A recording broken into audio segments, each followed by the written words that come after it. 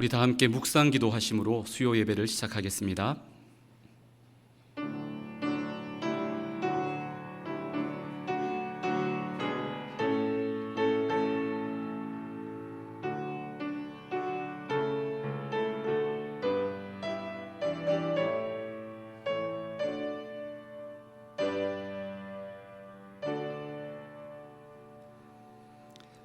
다 함께 찬송가 91장 찬송하시겠습니다.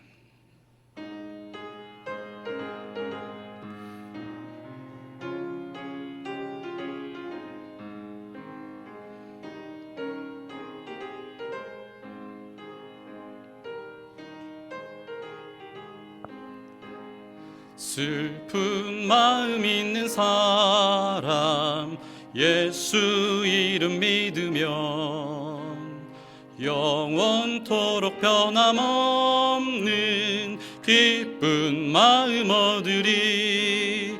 예수의 힘차게 박수치며 찬송하시겠습니다.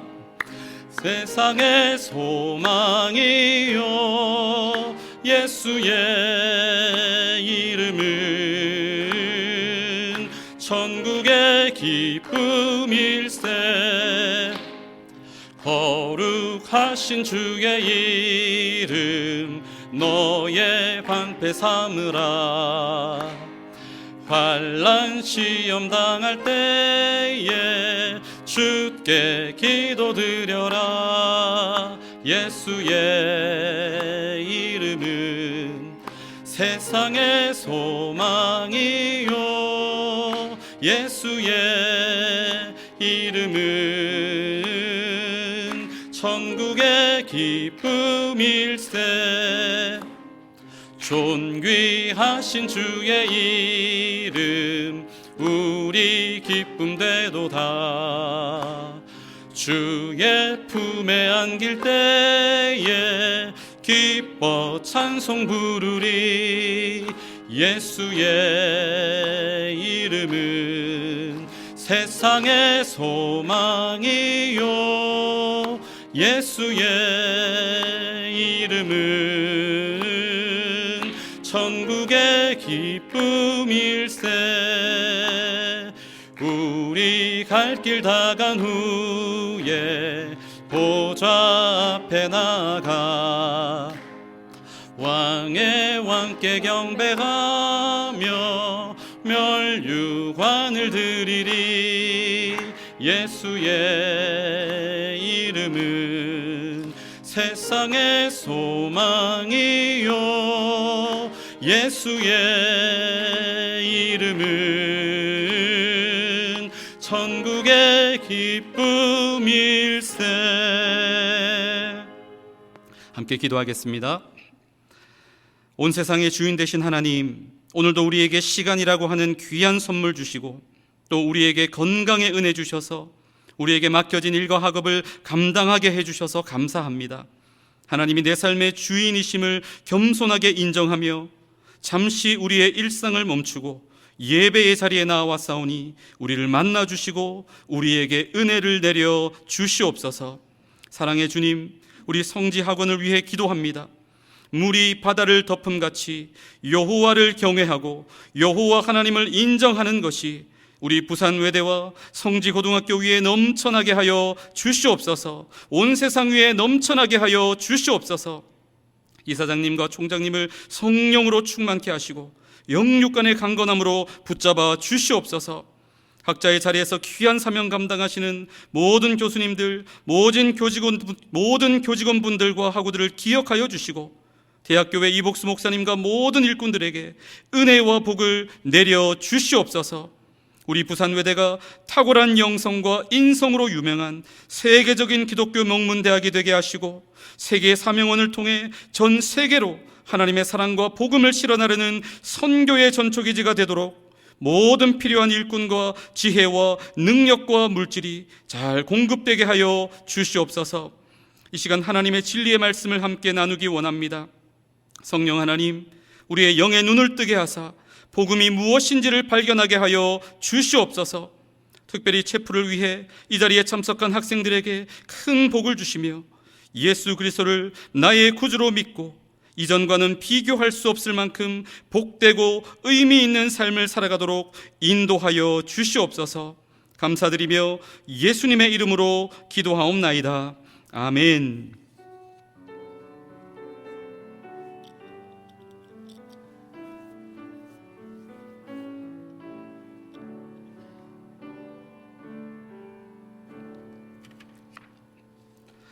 오늘 함께 나눌 하나님의 말씀은 마태복음 1장 1절에서 17절까지의 말씀입니다. 신약성경 1면에 있습니다.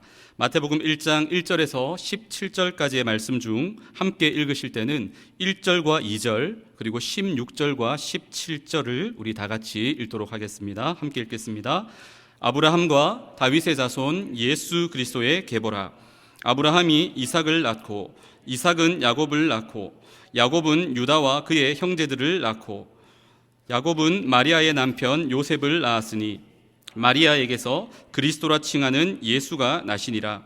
그런즉 모든 대수가 아브라함부터 다윗까지 14대요 다윗부터 바벨론으로 사로잡혀 갈 때까지 14대요 바벨론으로 사로잡혀 간 후부터 그리스도까지 14대더라. 아멘.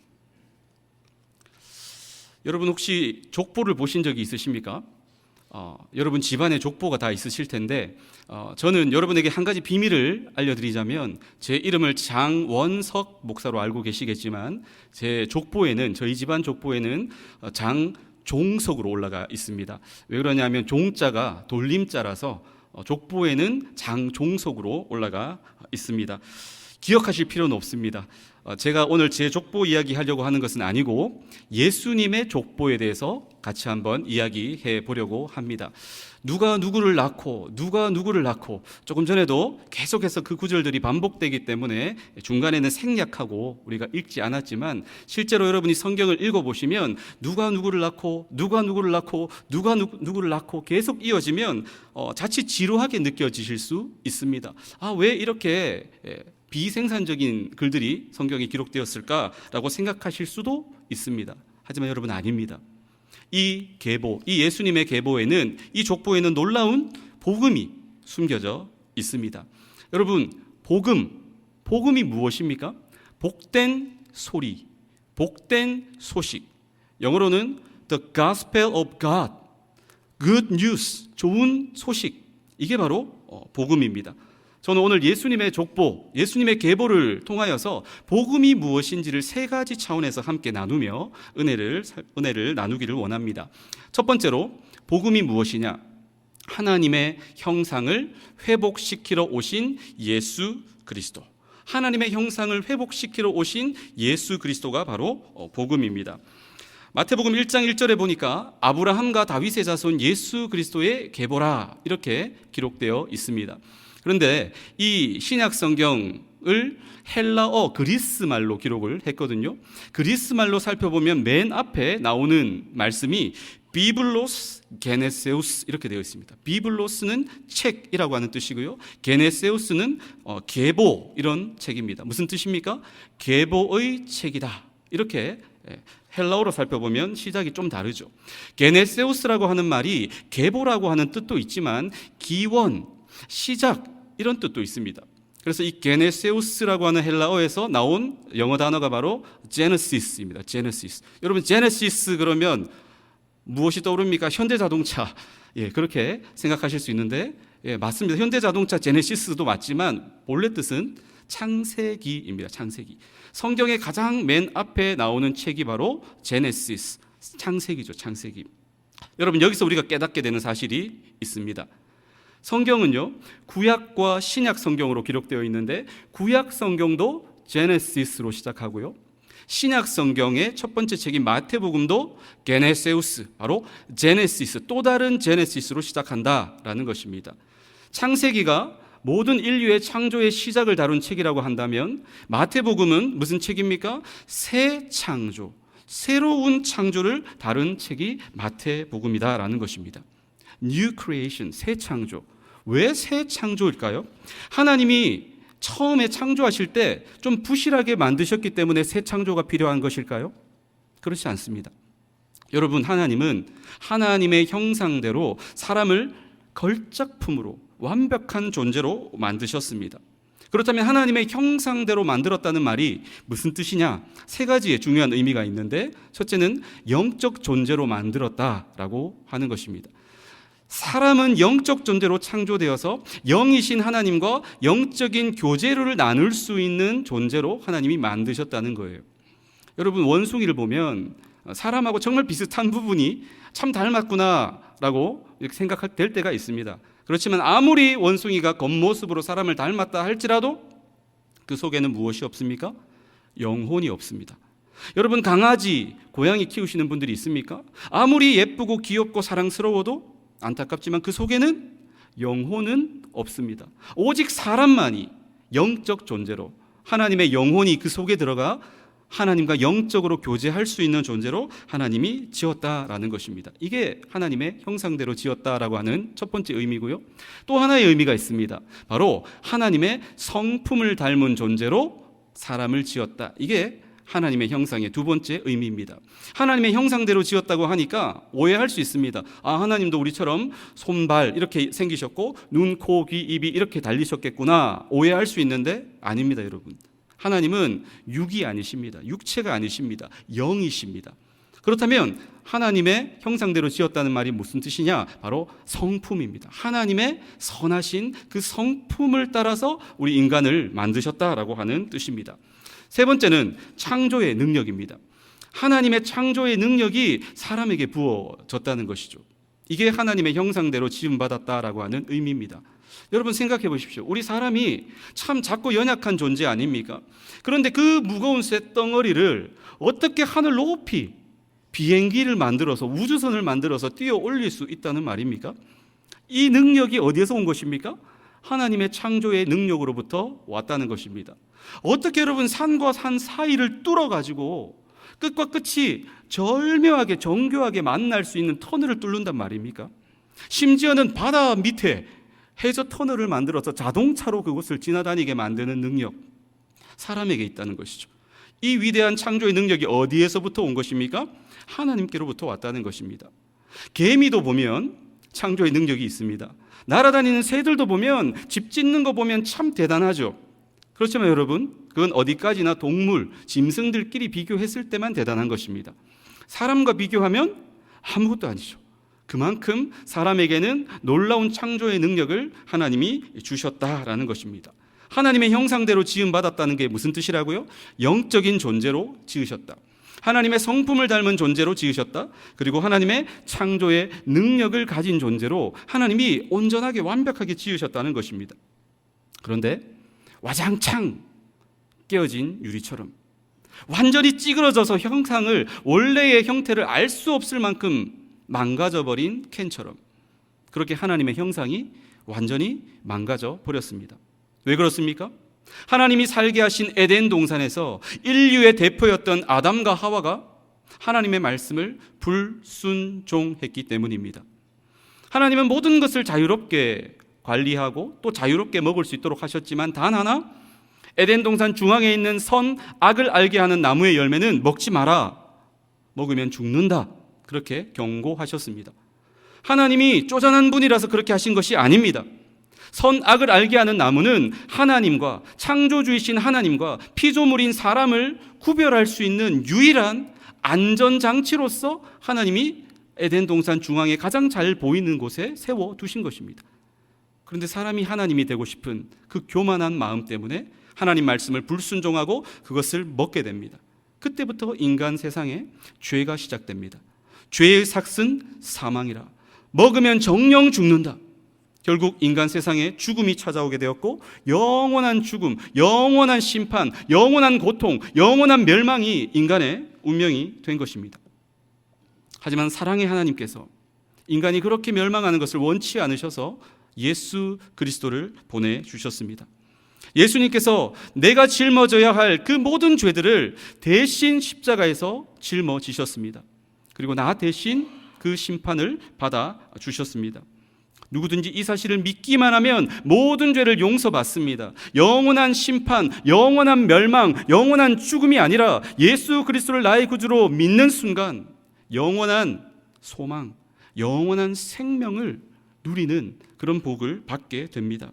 고린도후서 5장 17절 말씀에 그런즉 누구든지 그리스도 안에 있으면 새로운 피조물이라 이전 것은 지나갔으니 보라 새 것이 되었도다. 영어로 보니까 new creation, new creation. 완전히 망가져버린, 형편없이 죄로 망가져버린 그 하나님의 형상이 예수 그리스도를 나의 구주로 믿는 순간 new creation, 새롭게 회복될 수 있다. 이게 바로 예수 그리스도의 계보를 통해 깨닫는 복음인 줄 믿습니다. 복음이 무엇이냐? 예수님의 계보를 통해 깨닫는 복음이 무엇이냐? 둘째로 진정한 왕으로 오신 예수 그리스도. 진정한 왕으로 오신 예수 그리스도가 바로 복음이다라는 것입니다.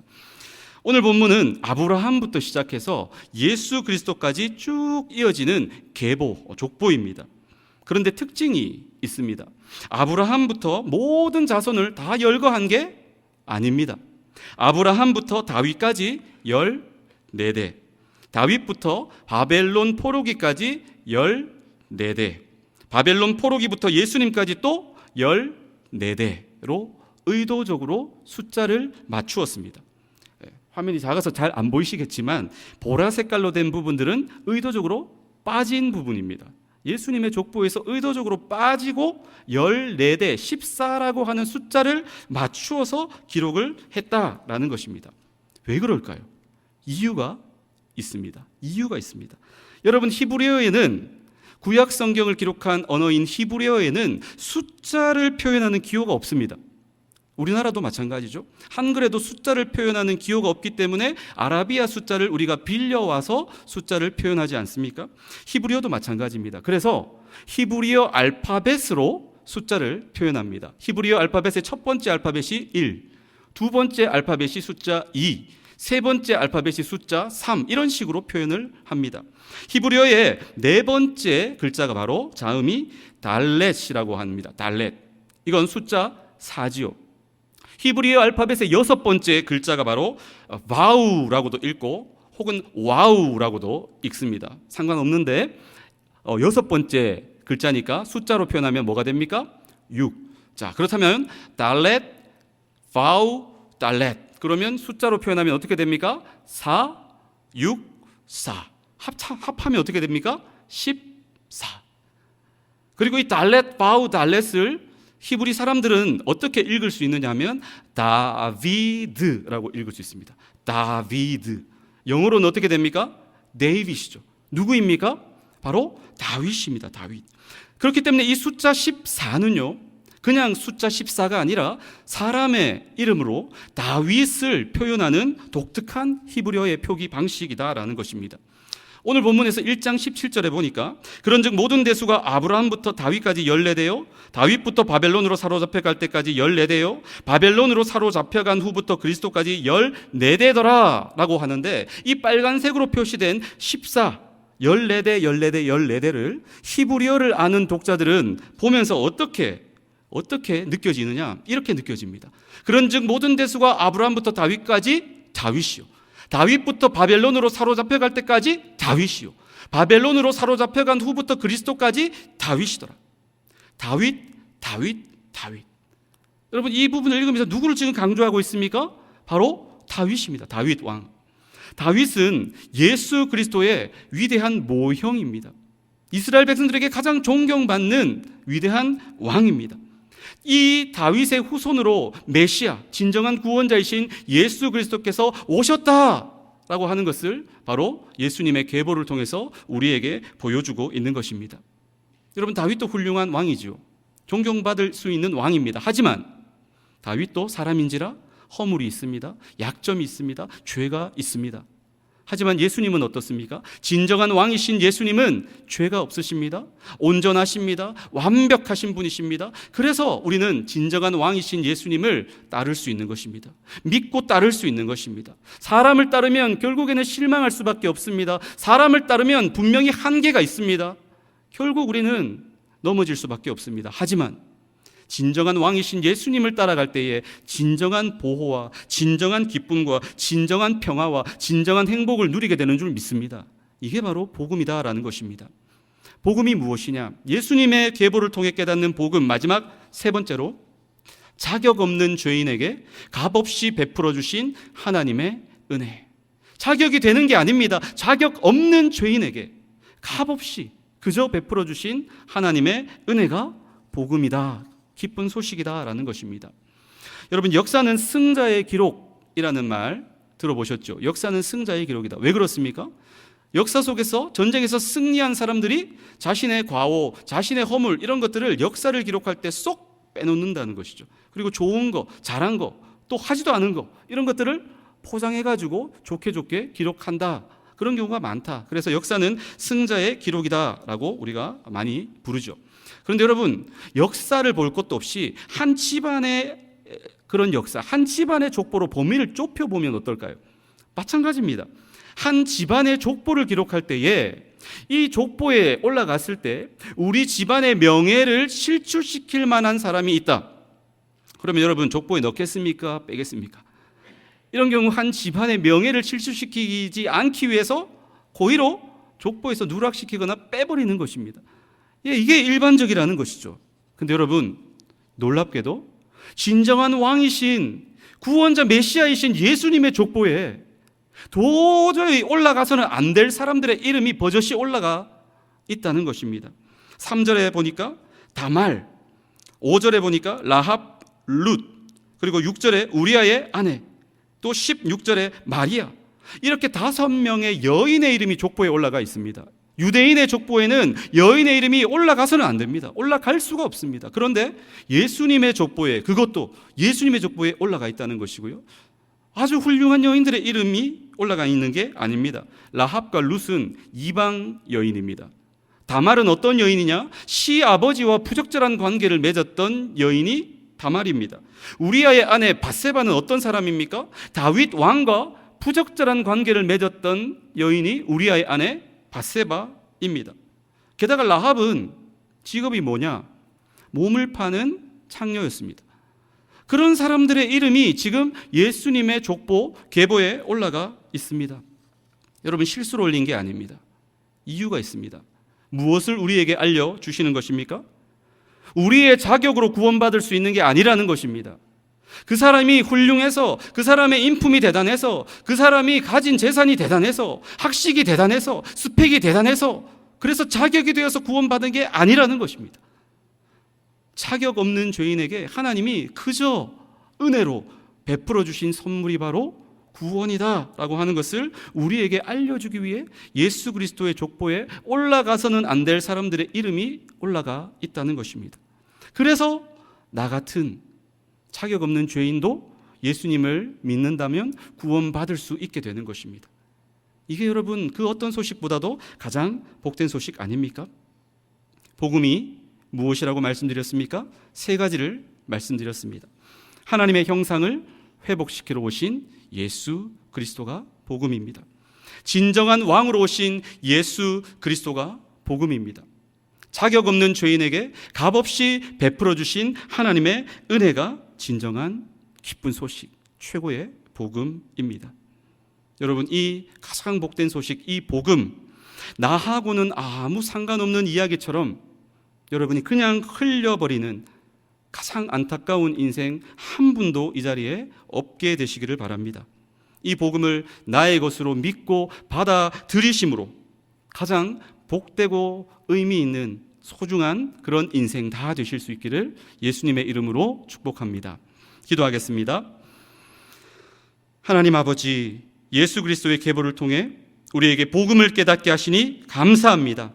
이 자리에 계신 모든 한 사람 한 사람 그 복음을 분명히 믿고 받아들임으로써 하나님 가장 복되고 의미 있는 그런 인생 될 수 있도록 은혜 베풀어 주시옵소서.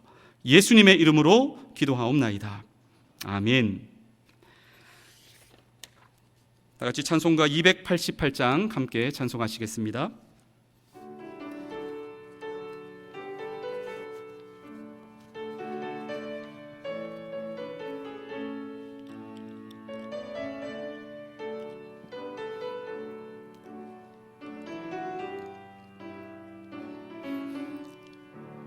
예수를 나의 구주 삼고 성령과 피로써 거듭나니 이 세상에서 내 영혼이 하늘의 영광 누리도다. 이것이 나의 간증이요 이것이 나의 찬송일세. 나 사는 동안 끊임없이 구주를 찬송하리로다. 온전히 주께 맡긴 내 영 사랑의 음성을 듣는 중에 천사들 왕래하는 것과 하늘의 영광 보리로다. 이것이 나의 간증이요 이것이 나의 찬송일세. 나 사는 동안 끊임없이 구주를 찬송하리로다. 주 안의 기쁨 누림으로 마음의 풍랑이 잔잔하니 세상과 나는 간 곳 없고 구속한 주만 보이도다. 이것이 나의 간증이요 이것이 나의 찬송일세. 나 사는 동안 끊임없이 구주를 찬송하리로다.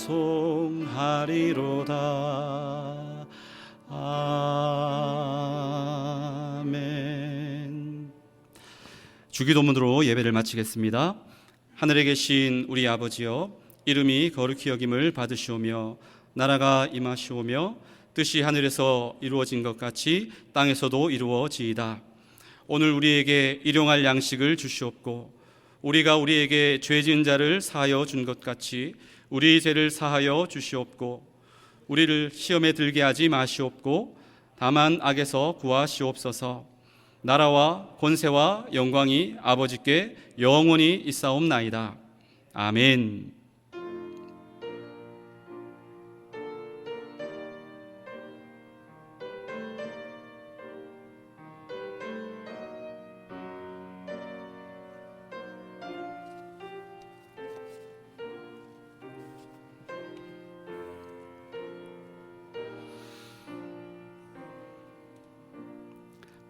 네, 예배를 마쳤습니다. 안녕히 돌아가시기 바랍니다.